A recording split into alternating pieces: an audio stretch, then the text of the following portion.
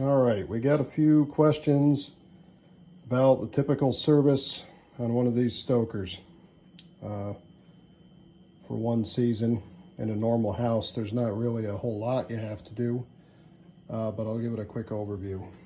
There's a few spots that need a few drops of oil per season. Right here at the top of this housing, top of the connecting rod, and also down at the bottom.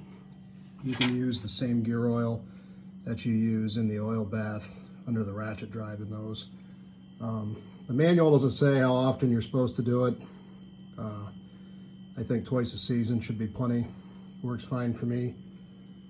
As far as check pawl, the drive pawl, you do not want to use a heavy oil in those. Anything that gets sticky can prevent those from moving freely on the stud and could cause it to skip gear teeth or something like that. I use a very, very light oil on those. Actually, got it over here. That's what I use. You can get this at most hardware stores. It's got a spout that you can extend for make it easy, and it stays nice and thin. So your ratchet will work real smooth if you use something, something like that once or twice a season. The cotter pins that connect the clutch shaft to the auger, you don't have to do anything with those. Just if you're inheriting a machine, make sure that those are fairly tight. If it's a real old machine, this coupling between the two the holes can get egged out and make it kind of sloppy. It's an inexpensive part, or you can fabricate something if you want to tighten that up. As far as the shear pin, it's right here in the end. This is the bottom of it. Jeez, hang on.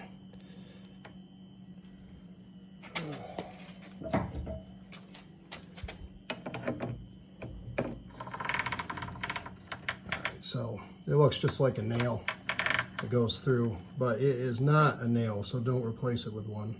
It's engineered to break with a certain amount of torque. So if you don't have replacement shear pins, contact EFM or the local dealer and get some. I've replaced this once in 10 years of operation. I just did it because I had the Stoker all apart for another reason and decided just to be proactive. So it's not something that should break frequently. If it is, you've got a problem. Either oversized pieces of coal, debris, or a really worn auger or something. As far as the motor, this one I have is a sealed unit, but a lot of them will have an oil cup on the front and the back. So if that's the case, I think 2 drops of oil per season is what they recommend for that. Any oil intended for an electric motor should work. And really the oil bath, there's not a lot to do there if you keep it clean. I mean, I think I've changed it twice in 10 years and it's still look good both times.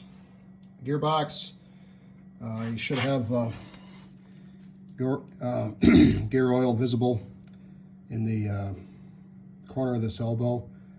You can pretty much use any reasonable grade of automotive gear oil in this. It's not real picky.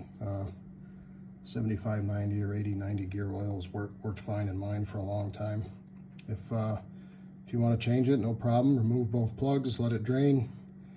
You can fill it from the bottom. It'll, like an outboard engine, be a lot faster than dripping it in through the top.